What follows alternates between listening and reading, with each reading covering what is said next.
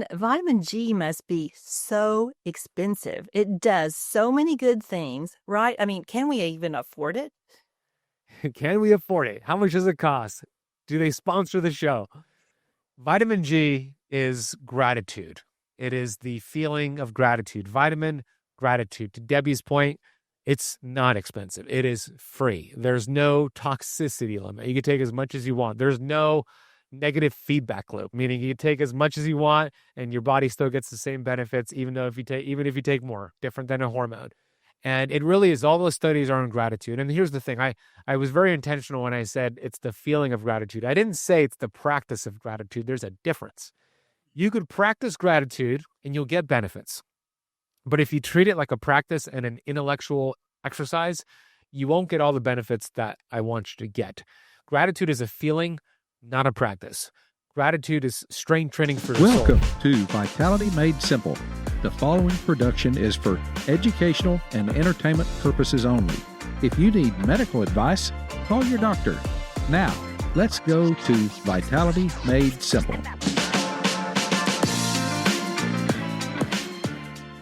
Welcome to Vitality Made Simple. This is the podcast that equips you to feel better, look better, and to enjoy better relationships.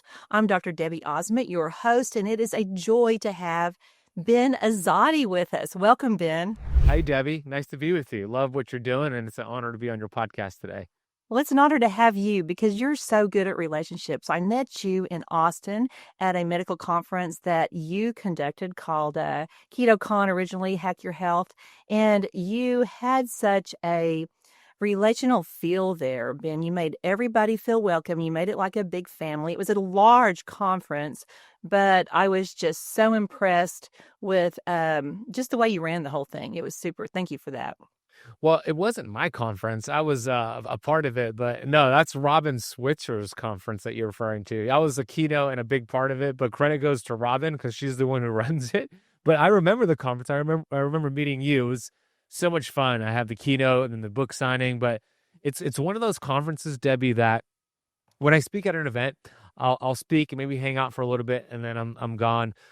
For KetoCon, which is now Hack Your Health, I stay throughout the entire time. So that's probably why you thought it was like my conference, but it's Robin's amazing conference. Yeah. Yeah, it was amazing. And I have, Keto Flex. I have a signed copy, bragging or anything, but I have a signed copy by you. And then your new book that just came out, Metabolic Freedom. I think it's so timely, and I want our listeners to get excited about it like I am and potentially give it to their loved ones and just benefit from it. So Ben, your adventure started in 2008. Tell our listeners what was the spark that started this change in your life. Thank you for getting my book. So I'm very grateful. In 2008, I was very unhealthy. I had a metabolism that I felt like was just working against me no matter what I tried to do. I was 23 years old, 24 years old, and I was physically obese. I was mentally obese. I was depressed. I was suicidal. Of course, I was following a standard American diet, which we know very, very toxic, processed food-like substances. And I ate a lot of fast food, addicted to sugar back then, addicted to video games and drugs, very, very bad lifestyle. And when I was 24 back in 2008, I wanted to give up. That was like my first thought. Like, I'm tired of being depressed. I'm tired of being inflamed. I'm tired of feeling the way that I feel. And I had so many symptoms. I had high blood sugar levels. I had high blood pressure levels. I had erectile dysfunction. I had joint pain, gut issues, brain fog. And I went to my doctor, like so many people who are feeling unhealthy and having symptoms. They'll make their appointment with their doctor and they'll list the symptoms. And for me, I was listing my symptoms, but my doctor never asked me the question, what are you eating, Ben? Let's discuss your lifestyle, Ben. How's your sleep, Ben? No, it was more of what can I prescribe for this 23, 24-year-old man? And I didn't want to go on a medication back then because I felt I was too young. And I knew I wasn't going to take my life because I kept thinking about my mother, and I didn't want to cause that devastation and pain for her. So it forced me to figure things out, and it started with changing my premise on getting healthy, because my premise before that was more of a victim mindset. I was saying I'm overweight because of my slow metabolism, bad genetics, enabling family members, and I had to take ownership and responsibility, which was the first step. And my premise also was I needed to lose weight to get healthy, and that's actually not how it works. We don't lose weight to get healthy; we get healthy to lose weight. And I realized I never even had a weight problem. Those listening right now, if you're overweight, you don't have a weight problem. It's a weight symptom.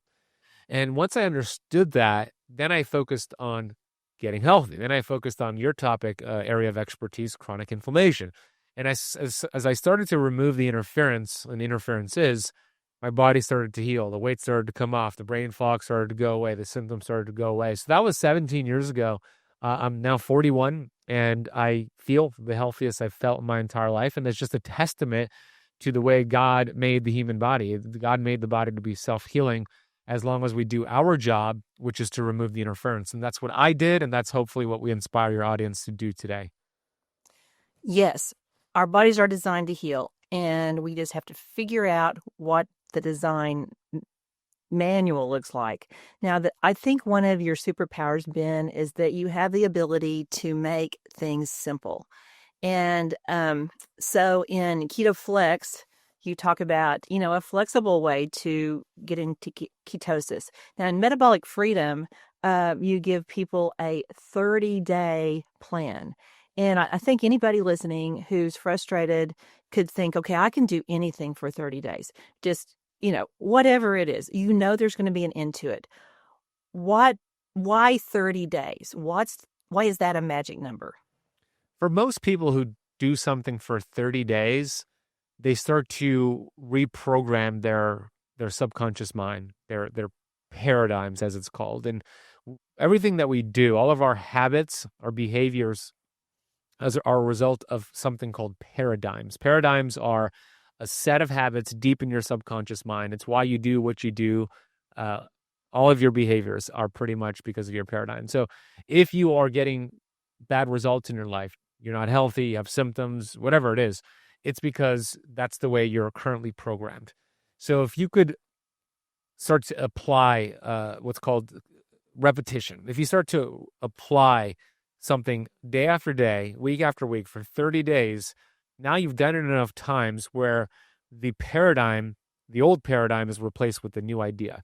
So this 30-day protocol helps you reprogram that paradigm. It's a very easy to follow sort of approach. We're taking you from burning sugar to burning fat. Then we're increasing your fasting window. Then we're mixing things up. But it's not where I'm throwing all these different things at you and you're like, oh my gosh, there's just so much, and overwhelming people. No, that's not what I wanted to do. The philosophy is one tweak a week, a couple tweaks a week, and we start building momentum.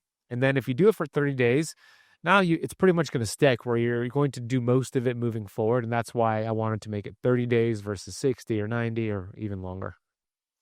Well, and I think it really works for people to have that flexibility. I mean, things build on each other. It reminds me, Ben, of the Hebbian law. Donald Hebb is one of my favorite dead guys, and he talks about neurons that fire together, wire together. So you're actually, through your program, helping people rewire those old thought patterns, build new thought patterns. In meeting you and following you, I can't imagine that you were ever not fit. It doesn't even compute.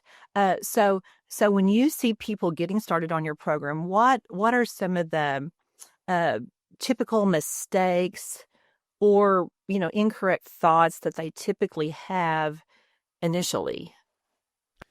They don't really review the ingredients of what they're eating. And then I think that's important. We hear it all the time. Read the labels, eat whole food.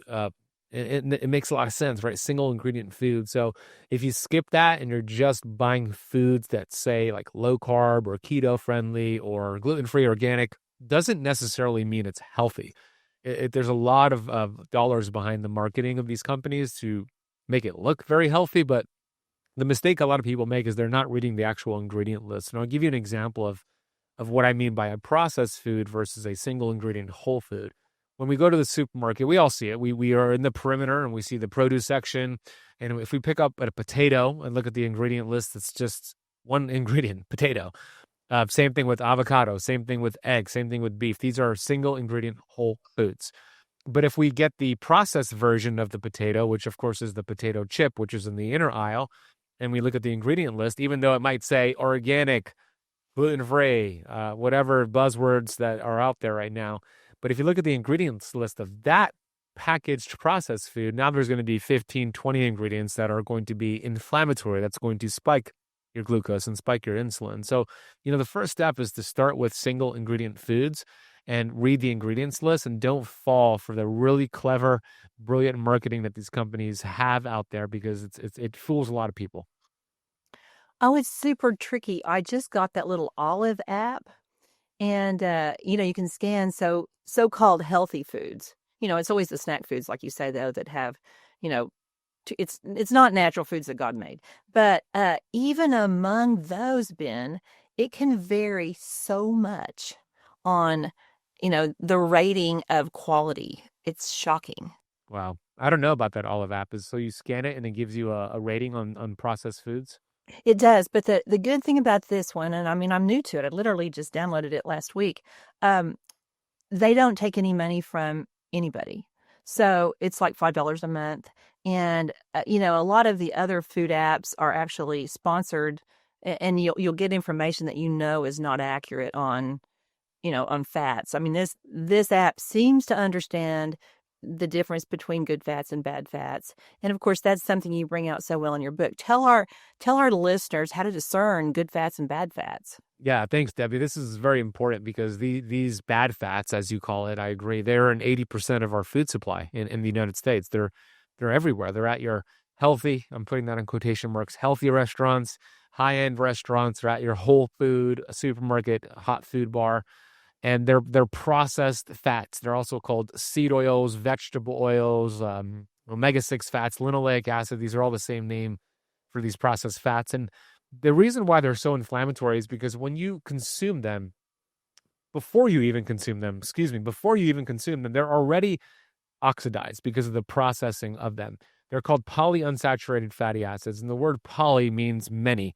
So these fats contain many double bonds. The more double bonds a fat contains, the more reactive and unstable they are to things like oxygen, pressure, heat. And how do they process them?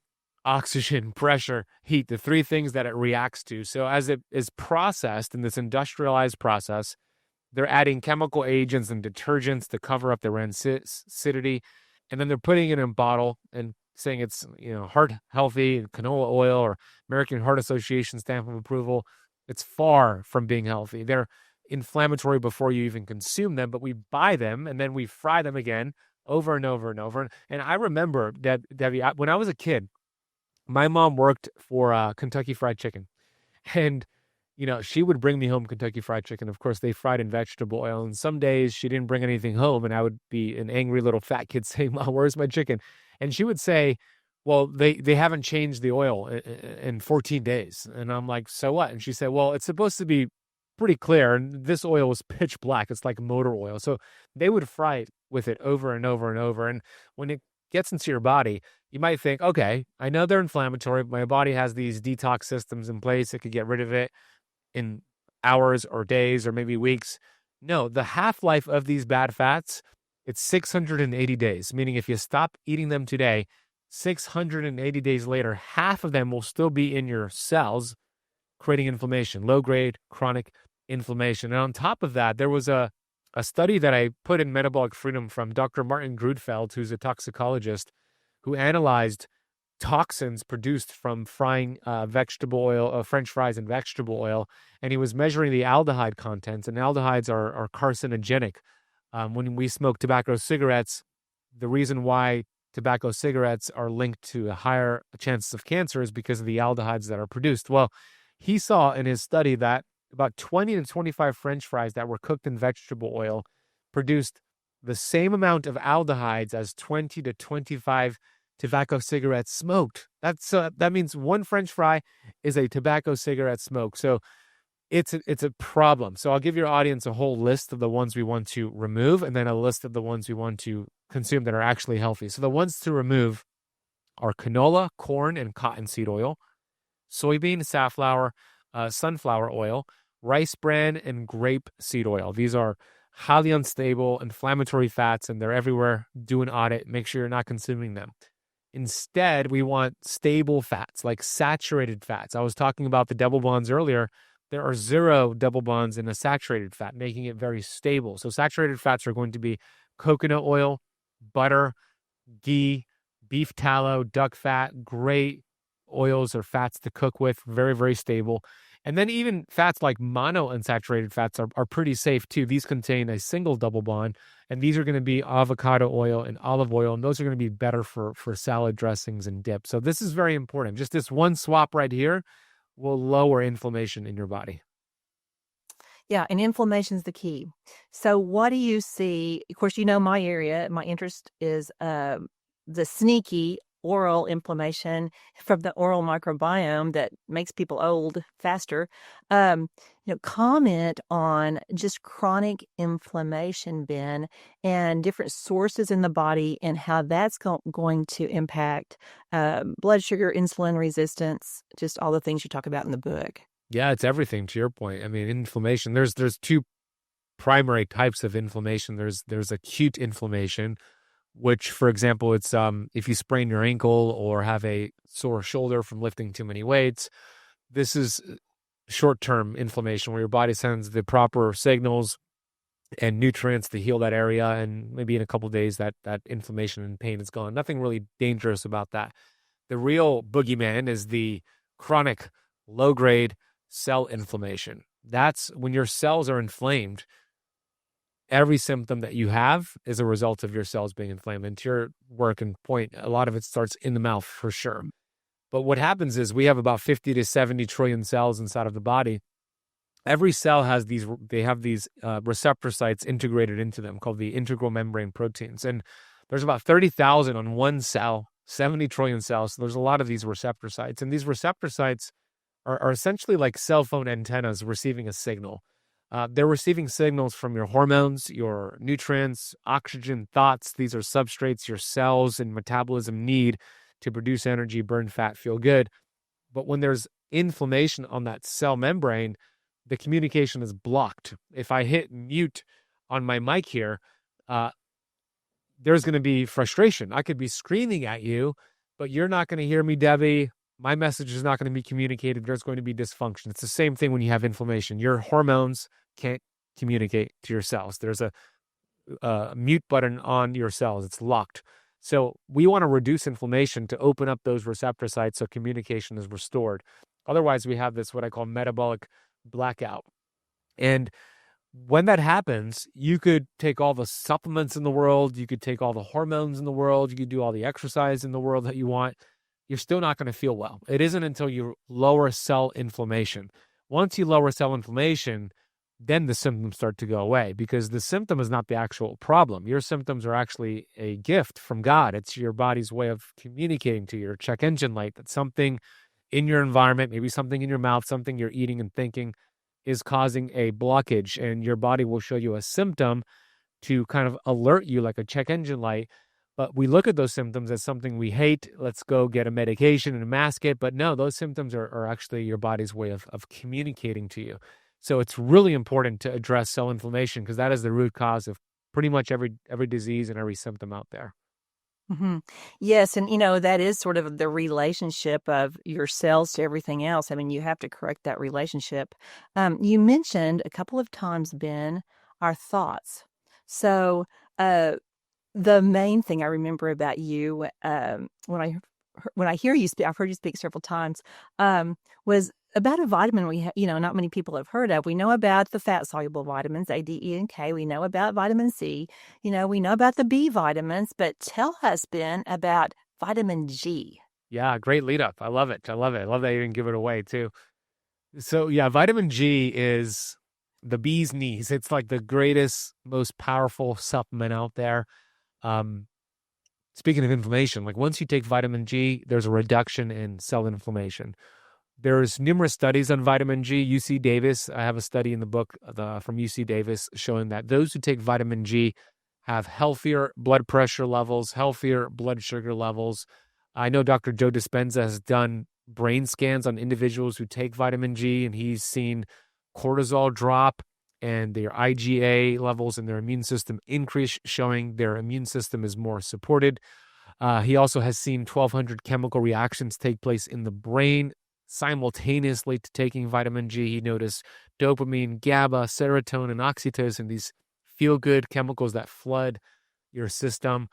There's also a really, really amazing study that was done from Harvard, published in JAMA, that I also put in chapter 10 of Metabolic Freedom, where they looked at 49,275 nurses. What a study. And what the study concluded with was the nurses who took vitamin G had a 9% reduction in dying from all-cause mortality versus nurses who didn't take vitamin G, and a 15% reduction in dying from cardiovascular disease compared to the nurses who didn't take vitamin G. And one more study before I reveal where to get vitamin G. One more study looked at mitochondrial health, and that is the name of the game, healthy mitochondria. And it measured the mitochondria through something called MHI, Mitochondrial Health Index, and they looked at caregivers. Okay, caregivers live a very stressful life. It's a very tough job. And what they did is they measured the mitochondrial health of caregivers who took vitamin G at night versus the caregivers who didn't take vitamin G, and showed that the next morning, in the caregivers who are taking vitamin G at night, that following morning they had healthier mitochondrial levels, mitochondrial function. Now, Ben, vitamin G must be so expensive. It does so many good things, right? I mean, can we even afford it? Can we afford it? How much does it cost? Do they sponsor the show? Vitamin G is gratitude. It is the feeling of gratitude. Vitamin gratitude. To Debbie's point, it's not expensive. It is free. There's no toxicity limit. You can take as much as you want. There's no negative feedback loop, meaning you can take as much as you want and your body still gets the same benefits, even if you take more, different than a hormone. And it really is, all those studies are on gratitude. And here's the thing, I was very intentional when I said it's the feeling of gratitude. I didn't say it's the practice of gratitude. There's a difference.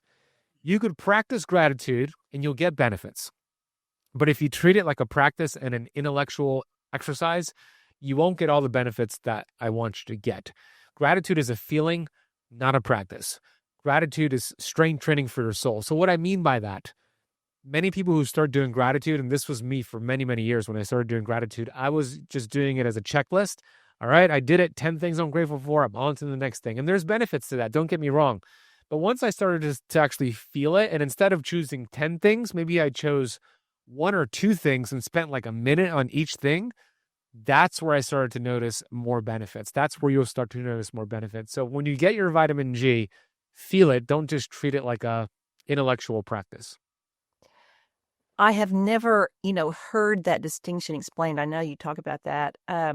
That's really great. Feel it. Let yourself have a relationship with what, not make it a relational thing, not a transactional thing, is what you're saying. That's right. Well said. Exactly. That's fantastic. So this leads me to want to ask you about how your faith integrates into your health practices, Ben. Well, that's where the premise comes in, right? We said it earlier. God built the body to be self-healing, and I have a strong faith, strong relationship with God, and I talk to God every day. Through my challenges that I go through obstacles, if I start to get away from that relationship, that's where I start to feel it as a challenge, feel it as a frustration. But when I come back to God, it's a sense of relief.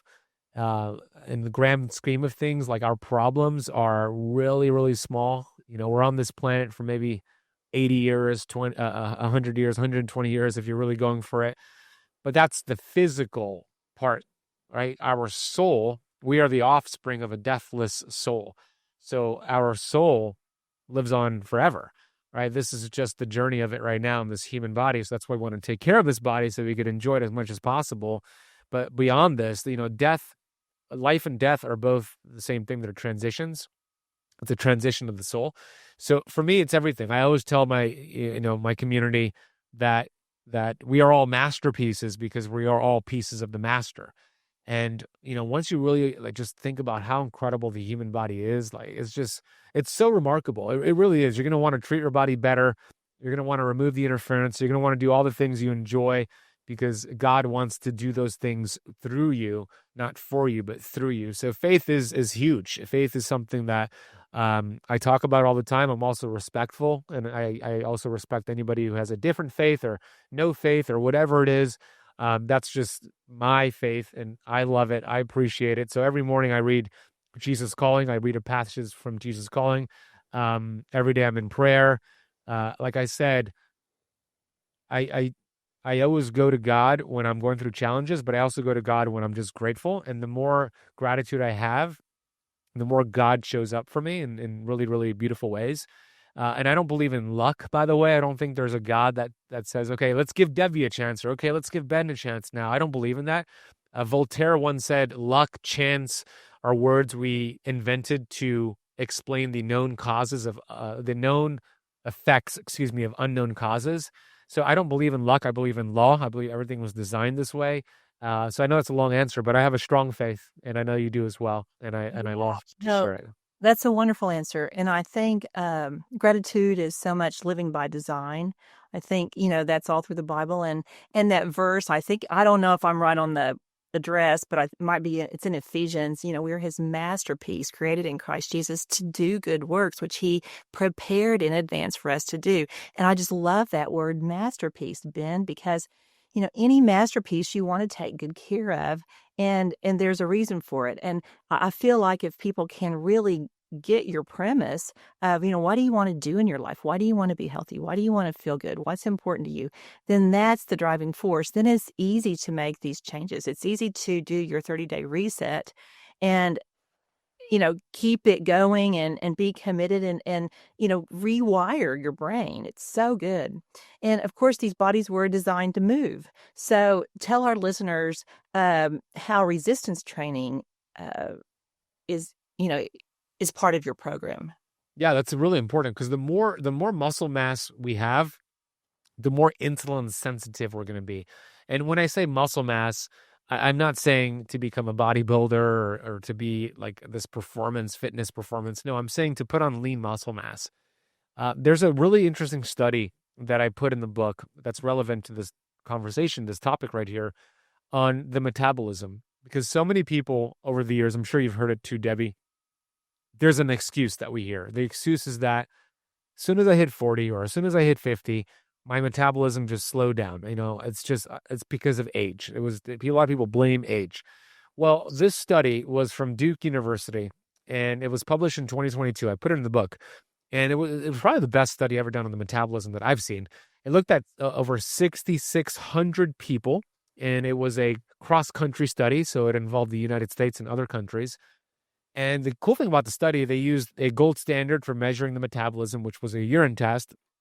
But the age range of these participants in the study were between age 1 and age 95, and everybody in between. Like, what a range of people. And they were measuring the differences in their metabolism. And here's what the study concluded with. It said this. They've noticed between the ages of 20 years old and 60 years old, the study said there are no significant measurable changes in the metabolism whatsoever between 20 and 60. So your excuse that it's because you're 40 and 50, your metabolism slowed down and nothing you can do, that's not true. It's because of inflammation. So the study also went on to say, once you hit age 60, they notice about a 0.7% decline in the metabolism every year after age 60. That might sound like a bad thing. Okay, age, nothing we can do about it. But here's what the study also said.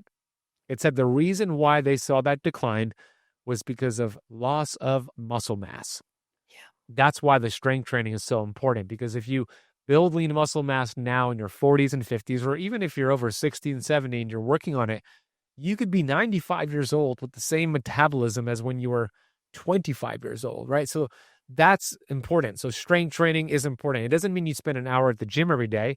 It means you build your way up. This progressive overload. It could start with body weight. It could be this 3 times a week, 30 minutes each time, but you want to create a resistance where you're forcing a demand Your body has to adapt, and then it builds lean muscle. You pair that with high quality protein, and you start to build lean muscle mass. Now you have more muscle, so now you have more of a sponge for glucose. So less insulin is produced. You can actually process more carbs if you eat carbs and have less of a glucose spike. You burn more fat. You have more energy. The more muscle mass you have, the more mitochondria you have. So it's all good things. So strength training fits right into all of that. That's so inspiring. I'm 66. Wow, you look great. You look freaking Well, awesome. might need a filter on my no. But thank you. I appreciate that. I feel great, Ben. I feel great. That's even more So important. good.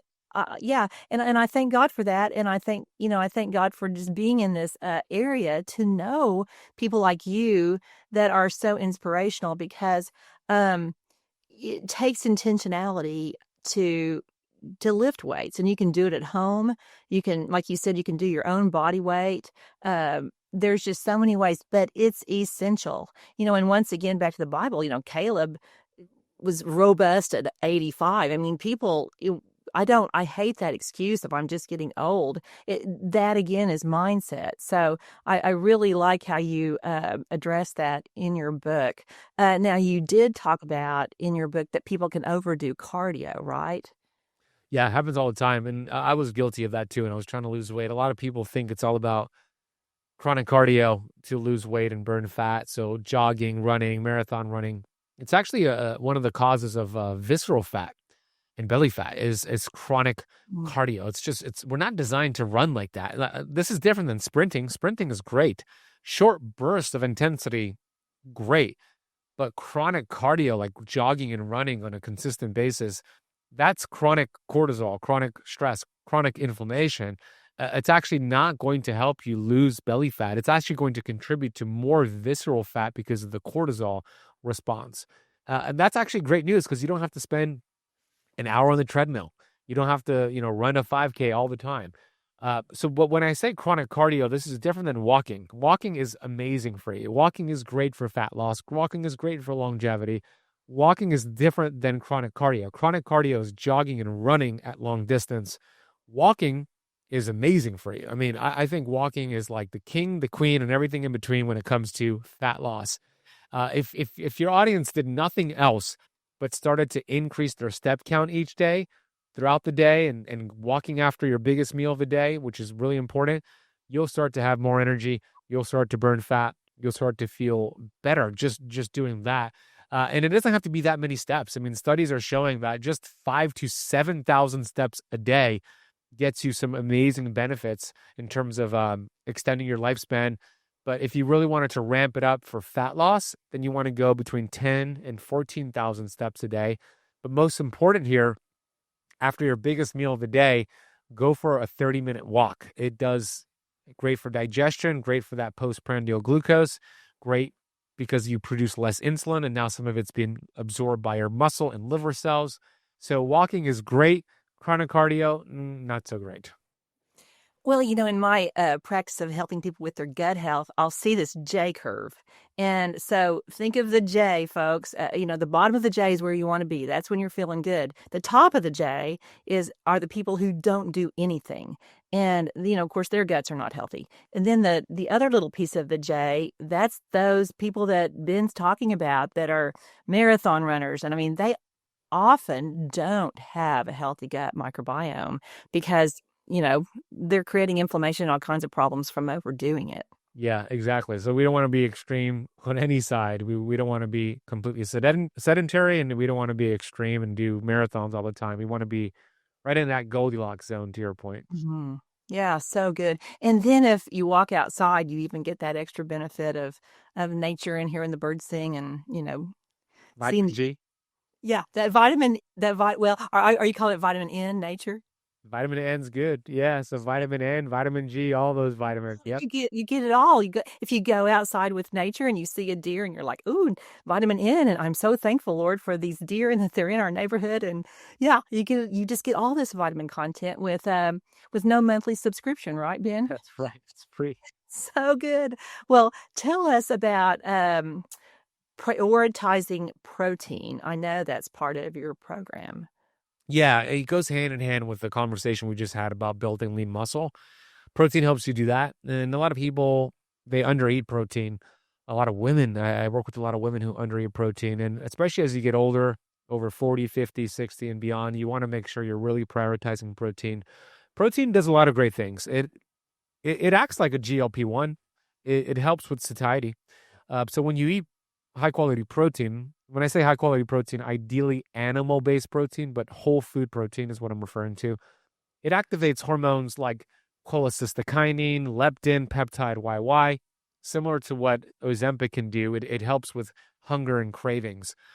Protein also helps build lean muscle mass. You have your essential amino acids that are really important for your muscle mass. And when you have enough protein, it's easier to lower your carbs and do something like keto or low carb. When you have enough protein, it's easier to practice things like fasting. It helps with your satiety. It's very difficult to overeat protein. It's almost impossible to overeat it because it's just so filling. But carbs are very easy to overeat, even fats in some cases. But protein is a different story. So the general recommendation that I give is 1 gram of protein per pound of your ideal body weight. So if you're 185 pounds, but your ideal body weight, your goal weight is 135 pounds, then on most days you want to aim to consume 135 grams of protein. And if you do that, you're going to notice no snacking in between meals.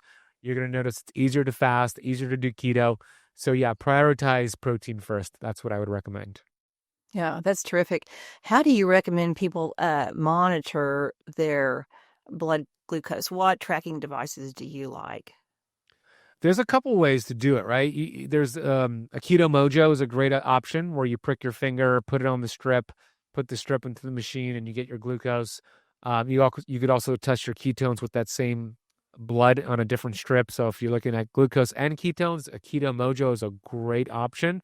The drawback is you got to prick your finger every time. Then there are continuous glucose monitors, which are a phenomenal idea, where you wear a device, typically behind your tricep, but you can put on other areas, and it stays there for 14 days, and it's tracking your glucose 24/7, and where you simply just scan it on your phone, and the app shows your levels of glucose, and it gives you a real-time update of your glucose levels without pricking your finger. That's the benefit, but it's not giving you ketones. So it's only giving you glucose, but it's a great idea to look at your blood sugar levels when you're fasted, postprandial, after a poor night of sleep. Like, it gives you an idea of what your lifestyle is doing to improve your blood sugar or to actually make it make it worse. Then you'd be surprised when you start tracking that there are foods you thought were healthy for you, but something in your gut microbiome, you know this, you didn't break it down and you didn't process it well, and it will spike your glucose. Even though I could eat it, maybe I have the bacteria to break it down, but you don't, and you wouldn't know that unless you look at your glucose level. So I'm a big fan of looking at blood glucose. Yes, it's super interesting. A patient that was in last week said that if she just takes a 10-minute walk after she eats, for her, it was like, her blood glucose just plummeted. I mean, it was, in real time, you can see what's happening. That's cool. I see that with a lot of people too, that 10-minute walk, and it's not even a long walk. And yeah, studies show that it actually, that 10-minute walk after a meal works even more efficiently for those who are diabetic or pre-diabetic. So that's really cool. Really good. Now, in your in Metabolic Freedom, you have some really good recipes. What are some of your favorite recipes? Personally, mine are anything that has to do with meat. I love more of a carnivore-based diet. Like 90% of everything I eat is like meat carnivore based. I'm not 100% carnivore, but I'm mostly carnivore. So anything with red meat, anything with eggs, anything with avocados, that's not carnivore, it's a fruit, but anything with avocados is great.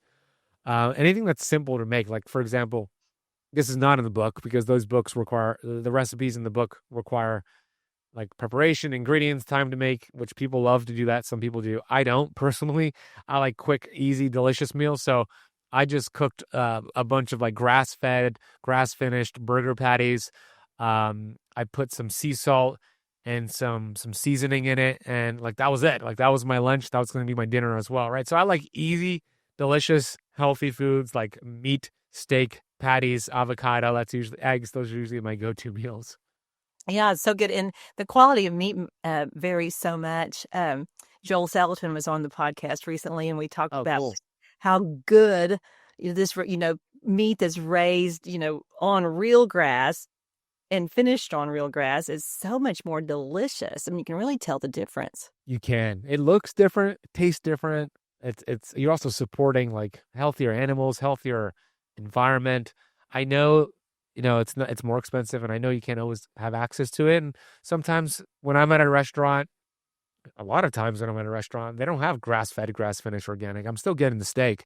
But when you are buying your own meat, like I get mine shipped to me from a regenerative farm, I want to support those farmers. Yeah. So for the most part, I'm eating this high quality, organic, pasture raised meat. Sometimes when you're out, you can't get that, and that's okay. But for the most part, you want to aim to get it.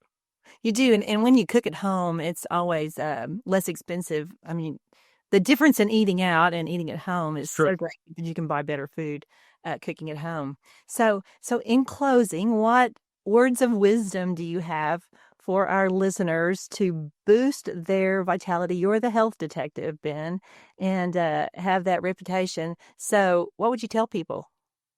Thank you. Yeah, I would say, just keep reminding yourself of that premise. God built my body to be self-healing. God built my body to be self-healing. One of the things that I recommend everybody do is to grab like an index card. And this is kind of a laminated index card, but you grab an index card and you write on it the words, "I am so happy and grateful now that," and then write your future victories. Write something that you're looking to accomplish. Maybe it's a weight that you want to get to. Like, I'm so happy and grateful now that I'm at my high school weight of 135 pounds. Or maybe it's a financial goal, or maybe it's a relationship goal. But you write it down in present tense as if it's done, and you read it every day. You read it for 30 days. We talked about why that's important. And I've done this with many things, but two things this year that, like, when I wrote it, I was like, there's no way this is going to happen. I have no idea how to do this, but I kept reading it, and I accomplished two of those things. I'm about to accomplish the third thing. So that would be my words of wisdom, whether it's a health goal, a business goal, a relationship goal, whatever the goal is. Write it down in present tense. I'm so happy and grateful now that. Write it down, and then at the end of it, I give glory to God. I say, glory to God for helping me achieve this. So I would recommend you do the same thing. And then you read it every day for 30 days. It'll change your life. That is incredible. I mean, the power of life and death is in the tongue. And so you're declaring that, and your actions move that way, and God blesses that. And thank you for that, Ben. That is incredible. Thank you so much. This has been such a fun interview, and thank you, listeners, for joining us. And thank you for subscribing and sharing Vitality Made Simple. I appreciate it so much. I just appreciate having the relationship with people like Ben and people like you all who listen and want to live a life of purpose with more vitality. Blessings until next time. Thanks for joining us on Vitality Made Simple podcast. Be sure to visit drdebbieosment.com for our courses and resources designed to help you feel better, look better, and enjoy better relationships. Please remember to like, subscribe, and share. Thanks for joining us.